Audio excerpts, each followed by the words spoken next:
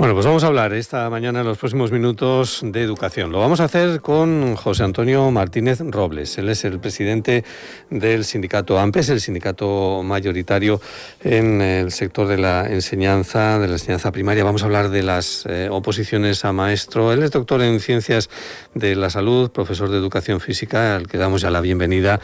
José Antonio, buenos días. Buenos días, muchas gracias. A los estudios de Onda Regional. Hablamos de, pues de esos 11.000, más de 11.000 opositores, que supongo que muchos de ellos, si no es la inmensa mayoría, a estas horas de la mañana ya han comenzado de nuevo a preparar la oposición. ¿Qué valoración hacéis de esta convocatoria? Pues mira, fíjate, esta convocatoria, la verdad que es la convocatoria con mayor oferta histórica de las oposiciones de educación en la región de Murcia, con 1.607 plazas, y donde, como usted muy bien ha dicho, se van a presentar a día de hoy 11.300 opositores.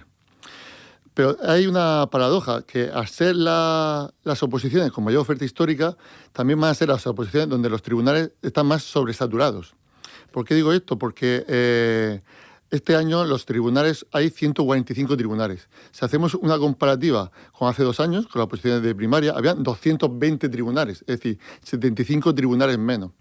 ¿En qué se traduce eso? Pues se traduce en que por cada tribunal van a haber de media 75 aspirantes por tribunal. Incluso llegando a algunos tribunales, por ejemplo de la especialidad de PT, a 82 aspirantes por tribunal. Eso supone desvirtuar un poco ese tema, sobrecargar a los miembros de tribunales y, por tanto, que ese proceso de corrección y de evaluación tan importante a los cuales se van a someter los miembros del tribunal no sea tan, por decir así, tan riguroso, tan objetivo. Fíjese bien, sí. Los miembros de tribunales están expuestos, de cierta manera, a una cierta presión, ya que en sus manos, entre comillas, se está jugando el futuro de esas más de 11.000 familias, 11.000 opositores que se han sacrificado mucho para prepararse estas oposiciones. Y no es lo mismo, como usted muy bien sabe y me va a dar la razón, no es lo mismo corregir un examen a las 8 de la mañana que corregir un examen a las 9 de la noche, o hablo de un examen como realizar cualquier tarea doméstica o cualquier trabajo cotidiano día a día. Entonces, eso es una cosa en lo que AMPE ha reclamado y ha puesto el foco. Lo que ocurre es que, bueno, primero hay un primer cribado, ¿no? En sí. La prueba que es un test. Sí, el día 20 es el primer examen, cuyas sedes están repartidas por el campus de Murcia, tanto Espinardo como La Merced, los campus de Cartagena y en el Palmar. Y en ese primer examen hay 2 pruebas. Una primera parte que dura 2 horas y media, que es un supuesto práctico. Este año hemos podido conseguir que ese supuesto práctico tenga opcionalidad, es decir, que puedas elegir entre 2 opciones. Y posteriormente, después de esa prueba, hay una segunda prueba, ese mismo día, que es el examen escrito. De un tema, salen de los 25 temas que hay dentro del temario del cuerpo de maestros, se sacan 2 bolas y los opositores tienen que desarrollar un tema de esos 2. Entonces, entre esas 2 pruebas, aquellos opositores que saquen un 5 o más de media son los que pueden pasar a la siguiente fase, que todavía no se sabe la fecha, porque tienen que corregir, y que será la exposición y defensa de una programación didáctica y de una unidad didáctica. Esto evidentemente trae mucho trabajo para unos tribunales. ¿Cuál es la causa de esa reducción de los tribunales? Porque también, al menos yo leí, no sé, corríjame, José Antonio, que había también pues cierta resistencia de muchos profesores a formar parte de esos tribunales. Que cuesta formar los tribunales en las oposiciones, precisamente por esa responsabilidad que hay que asumir, ¿no? Efectivamente, cuesta formar tribunales, pero ¿por qué cuesta formar tribunales? Porque no está bien remunerado. Es decir, ese trabajo, ese sacrificio, esa presión al cual se somete y esas jornadas maratonianas que sufre el miembro del tribunal, por decirlo vulgarmente, no está pagado. Entonces, lo que sí hemos exigido a la consejería es que aumente esas dietas y que paguen también el cobro íntegro de todas las sesiones que realizan los miembros del tribunal. Y por otro lado, respecto a la primera pregunta que me hacías, ¿por qué esa reducción de tribunales? Es decir, que estamos hablando de 75 tribunales menos, sí. Se traduce en 375 miembros del tribunal, es decir, 375 funcionarios menos. Nosotros queremos pensar que es por el tema económico, es decir, no hay presupuesto todavía de este año, están prorrogados y que están todavía con el capítulo 1 muy ajustados. Y esa creemos que es la tónica, porque es una tónica que no se venía repitiendo en los últimos años. Es decir, los últimos años los miembros del tribunales, es decir, los tribunales, estaban con una ratio de 50 opositores, 50-55 opositores por tribunal. Que no es poco, es decir, porque AMPE siempre ha exigido ratios de 40 o 45, pero ¿por qué? Para que los miembros del tribunal puedan corregir de forma más tranquila, puedan revisar esos exámenes de forma más objetiva, debatirlo con el resto de los miembros de tribunales, ponerlo en común. Ese tiempo es necesario para una evaluación y una corrección objetiva como se merece este proceso tan importante como es el proceso de unas oposiciones. ¿Qué espera José Antonio del nivel de exigencia en esas oposiciones? Hubo polémica creo que fue la oposición anterior, correcto, la de secundaria, ¿fue? Sí, correcto. Donde, bueno, pues hubo una queja generalizada de que se había exigido el nivel que se pedía era muy alto. Sí. En comparación, aunque luego en otras comunidades autónomas también pasó lo mismo, sí, con lo cual muchas plazas quedaron desiertas porque había habido muchos suspensos, claro. Creemos que ese sesgo lo vamos a poder conseguir, ya que AMPE ha presionado mucho en la elaboración de esta orden de oposiciones. Antiguamente el examen de las oposiciones, el supuesto práctico, porque lo otro, el tema es una bola al azar, ahí no hay nada que decir, pero en el supuesto práctico antes solamente lo elaboraba un miembro del tribunal, es decir, el presidente, una sola persona. Toda la responsabilidad que haya sobre esa persona. Este año hemos conseguido que sea una comisión formada por 5 personas la que elaboren esa prueba. Por tanto, al ser 5 personas, creemos que la prueba va a ser más objetiva y va a estar mejor enfocada para su realización. Porque cuando una persona solamente realiza el examen, pues a lo mejor él se pone a elaborarlo, pero no tiene en cuenta pues, el tiempo u otras casuísticas, que era lo que pasó en secundaria, cuando el enunciado, en muchas de ellas, estaba mal planteado. Por otro lado, en cuanto a la siguiente pregunta que me hacías, unas oposiciones tienen que tener cierto rigor de exigencia. Darse cuenta que es el acceso a la función pública y van a ser unos docentes los cuales tenemos que educar y enseñar a los futuros profesionales que el día de mañana pues, van a estar en los diferentes sectores de nuestra sociedad murciana. Por tanto, tiene que tener esa seriedad y unos requisitos mínimos, ¿vale? Eso incluye la penalización de las faltas de ortografía. Incluida la penalización de las faltas de ortografía, que como debe ser, somos docentes y no debemos tener falta de ortografía y por tanto los aspirantes tampoco deben tener falta de ortografía. Uh-huh. Entonces ese nivel sí que debe estar encima de la mesa, siempre y cuando, pero sí, con ese, como decimos, sin tener esos descuidos y esos sesgos a la hora de plantear los exámenes. Un opositor que además se va a llevar su examen a casa, es decir, porque es otra de las novedades, ¿no?, que hay, que inmediatamente, no sé si se hace con un sistema de calco, bueno, que se decía antes, ¿no? Todavía está sin confirmar el proceso, cómo se van a llevar el examen de calco a sus casas los opositores, pero ahí AMPE ha puesto el dedo en una cosa.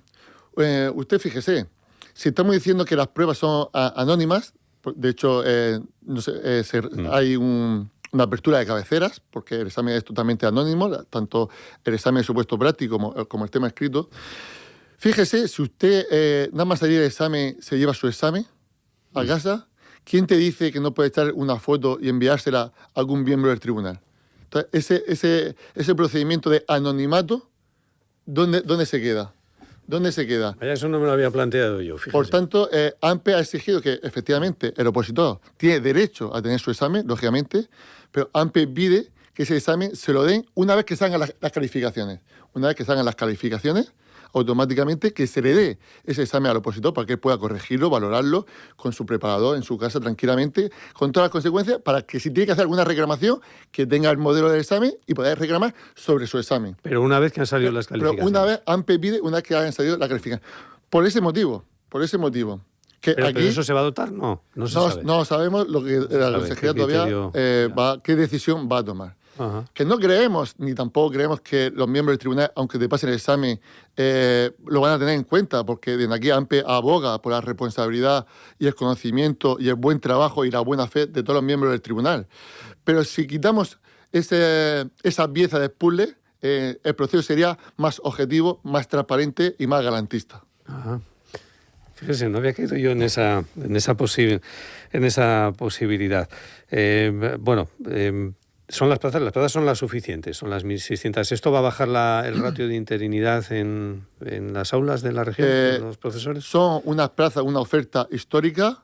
Está bien, AMPE pedía más, AMPE pedía unas 1.600, 200 plazas, pero las 1.607 plazas son una buena oferta que, por desgracia, no vamos a poder conseguir reducir esa tasa de interinidad al 8%, como marca los límites de la Unión Europea. Todavía nos quedamos por encima. Nos vamos a quedar, según los estudios de AMPE, nos vamos a quedar entre un 13 y un 15% todavía de tasa de interinidad. Uh-huh. Esperemos que en futuras convocatorias se siga abriendo estas ofertas de empleo público masivas para poder reducir esa tasa de interinidad, y sobre todo que los interinos, ese personal interino que ya tanto tiempo trabajando en la enseñanza, pueda estabilizar su plaza, que al final eso repercute en el bienestar de todos los centros educativos, porque plantillas estables permiten que todos los proyectos que se llevan a cabo en un centro educativo el día a día, pues perduren en el tiempo con la misma persona y tenga un proceso de evaluación continua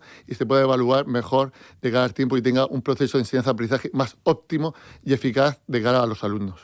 Ahora abordaremos otros asuntos relacionados con la educación, con el mundo del profesorado. Una última cuestión. Evidentemente, imagino que este proceso, una vez que termine, un proceso de oposición, da lugar a la nueva gestión de la bolsa de trabajo, ¿no? ¿Cómo se gestiona eso? Los nuevos opositores, por ejemplo, los que este año se presenten por primera vez a este proceso y que, bueno, no tengan la plaza, pero se queden en una situación con una puntuación más o menos aceptable. Luego, ¿eso cómo se incardina en la bolsa de trabajo, ¿no? Muy buena pregunta, porque el tener estos tribunales tan masificados es un hándicap también para que estos procedimientos, como usted muy bien dice, se alarguen en el tiempo. Y según el calendario orientativo que nos han pasado miembros del tribunal, el final del proceso, la publicación del seleccionado sería el 27 de julio. Fíjese, 27 de julio. Lógicamente, todos los docentes, tanto los que obtengan la plaza como los que se queden en lista de interinos, como usted muy bien ha dicho, quiere saber su destino de cara al 1 de septiembre, porque se tienen que planificar el tema de alquiler, vivienda, es decir, el lugar. Por tanto, este es otro hándicap más de tener esos tribunales tan sobresaturados, que se va a dilatar en el tiempo.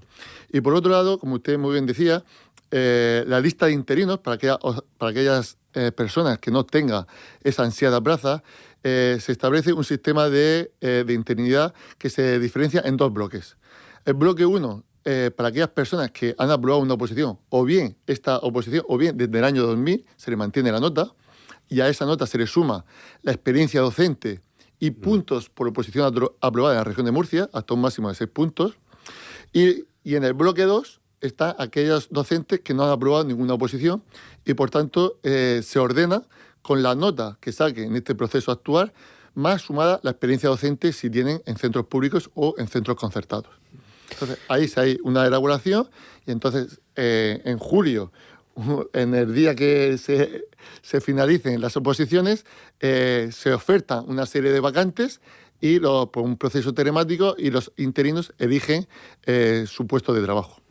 Bolsas de trabajo que en algunos casos puntuales se han llegado incluso a agotar en algunas especialidades, ¿no? Que efectivamente. Todos los problemas de decir, no encontramos profesor de tal, ¿por qué no viene el interino? Dicen, pues porque no hay en la bolsa, ¿no? Efectivamente. No ocurre tanto en el cuerpo de maestros, pero en el cuerpo más especializados, en el cuerpo de secundarias y de formación profesional, que también se hace ahora, este procedimiento se hace también ahora en julio, lógicamente, porque los interinos van cambiando de centro de destino. Y muchas especialidades, una informática, una tecnología, un sistema de aplicaciones informáticas, otras de FP, estamos teniendo la tendencia que prácticamente en el mes de octubre ya no hemos quedado sin personal interino. Sí, sí. Y los alumnos se quedan sin ese derecho a la educación semanas y meses sin tener un profesorado. ¿Por qué? Muy buena pregunta. ¿Por qué? Porque los profesionales, esos ingenieros en informática, esos ingenieros en telecomunicaciones o ingenieros o grados en otras ramas de las denominadas especialidades STEM, se van al sector privado. ¿Por qué? Porque tienen mejores condiciones. Por ello, AMPE, en diferentes foros, de hecho me han invitado a muchos foros de telecomunicaciones, insistimos, desde AMPE insistimos de hacer la profesión docente una profesión más atractiva, más atractiva en el sentido de que podamos atraer a los mejores profesionales. ¿Por qué? Porque eso al final va a redundar en el futuro de nuestros alumnos, como hemos dicho antes, para que salgan mejor formados y sean mejores profesionales. Por tanto, tenemos que mejorar, por un lado, las retribuciones a los docentes y, por otro lado, disminuir la carga burocrática y disminuir las ratios en las aulas, que es sobre todo el mayor hándicap a lo que muchos profesionales le tienen miedo a enfrentarse a esas aulas tan masificadas con 35 alumnos. Acaba de mencionar ese dato de la ratio de alumnos por aula. Creo que era, no sé si fue ayer o antes de ayer, había un estudio que se ha hecho diciendo que reducir el número de alumnos por aula no mejora la calidad de la educación y eso sí incrementa el costo, ¿no?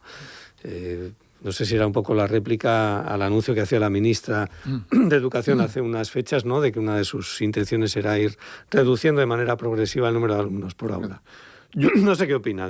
No comparto esa afirmación o ese artículo, no lo comparto, porque sí que está demostrado que disminuir la ratio, eso enriquece, por un lado, el proceso de enseñanza, se hace que la enseñanza sea un proceso más individualizado y, por tanto, mejora el aprendizaje de los alumnos.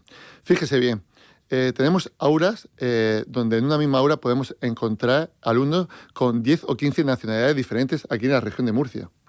¿Qué supone eso? Eso supone para el docente, aparte de mayor trabajo, que los docentes estamos acostumbrados a mayor trabajo y de eso no nos quejamos, es decir, es nuestra labor desarrollar diferentes recursos, diferentes situaciones de aprendizaje para poder abarcar todos los niveles de conocimiento que tengamos en el aula.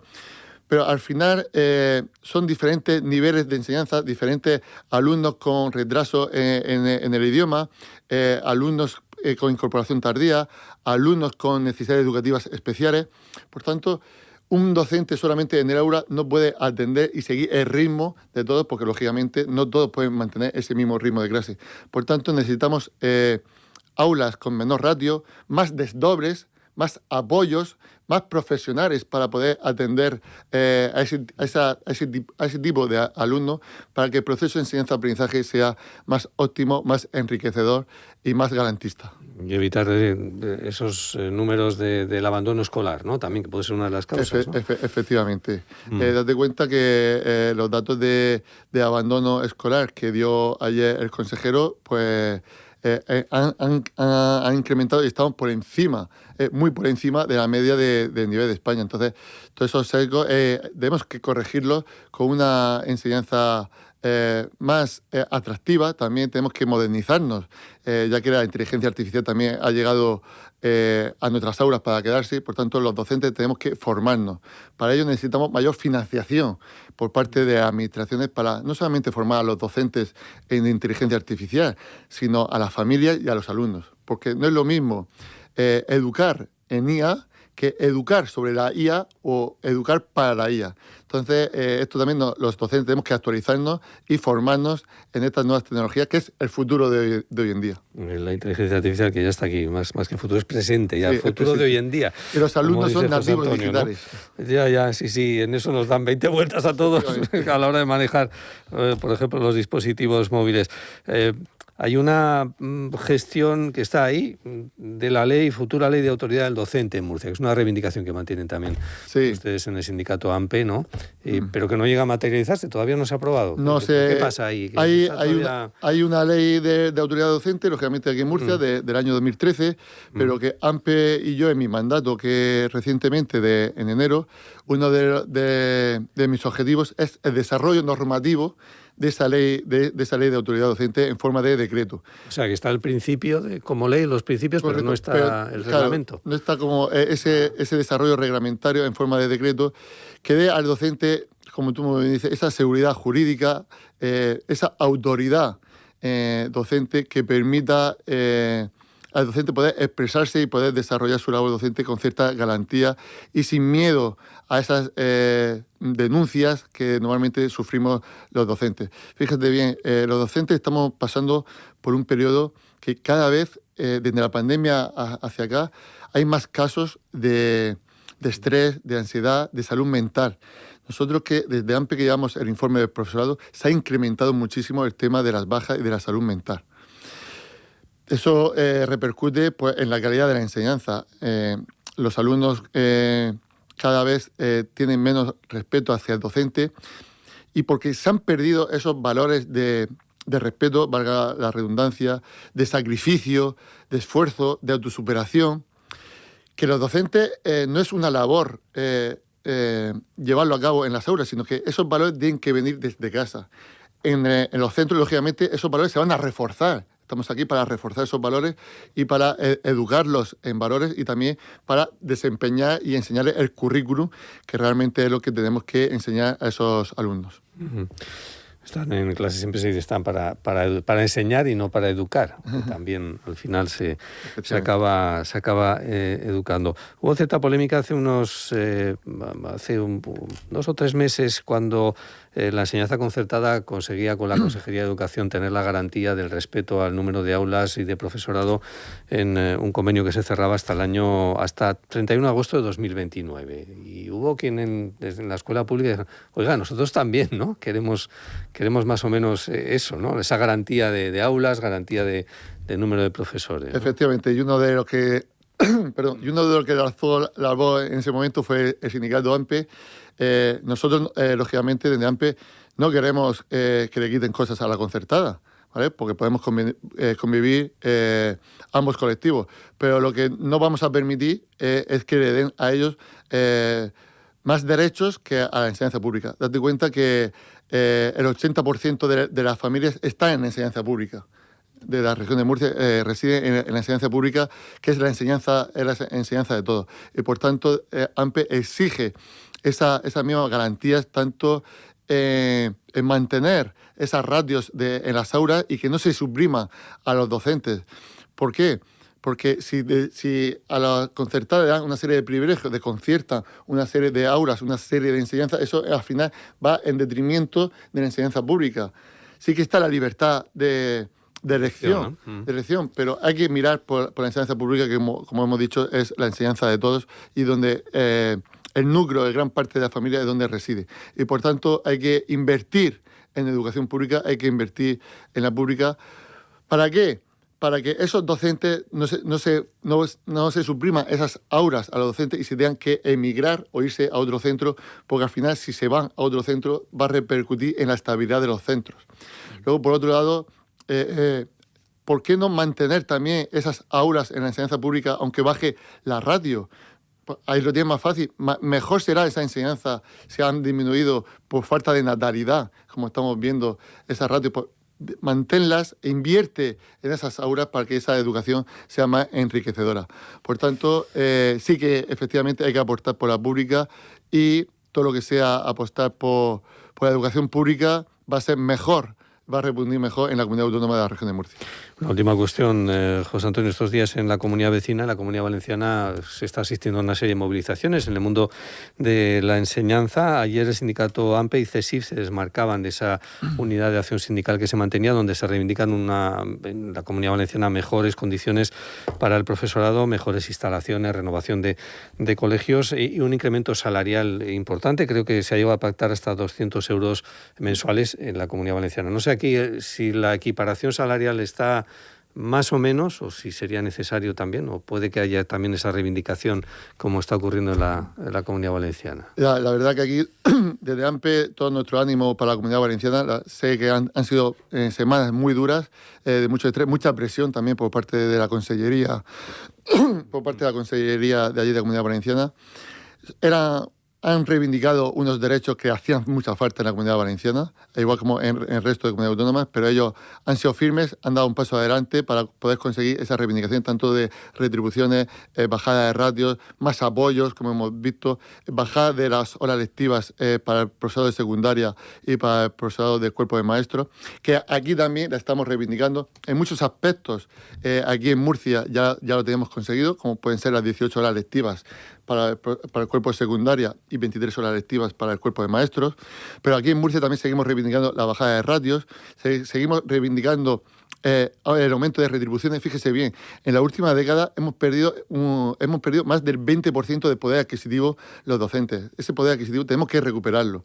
Por otro lado, si me permite, también en AMPE estamos haciendo una campaña de recogida de firmas para el encuadramiento de los docentes en el segundo tramo de carrera profesional.